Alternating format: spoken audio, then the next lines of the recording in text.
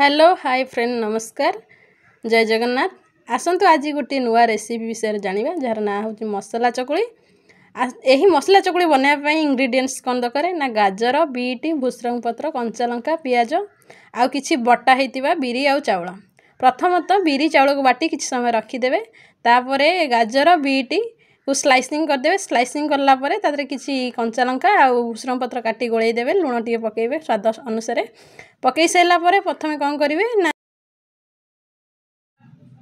प्रथमतः आम तावा चुली उपर तावा बसैले किसी समय पर तावा तातिला तेलटा पकेबा तेल टिके गरम है आम कौन करवा प्रस्तुत कर रखि बिरी चाउल बटर बैटर को तावा पर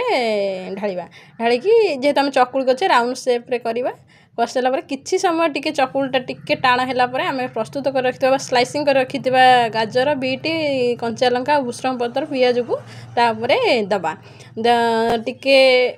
चारिआडे शेप रे करी देले जेहेतु सम भाव देले पिठाटा खाइबा को भल लागिवो दे साइला परे आम कौन करवा किछि समय टाण है पिठाटा को आम लेउटेइबा नहले भांगी हुई जवार संभावना रही तेणु लोट साइला परे आम कौन करवा आमर मसला चकुलटा रेडी हो है कि देखंतु मु एबे केमती करूची लोटौची जेमती आमर न भांगिबो चकुलटा तापरे आमे याकू खाइबा देखबा केमती लागुची आ देखंतु एबे चकुली केते स्मूथ हेजी खाइबा को मधे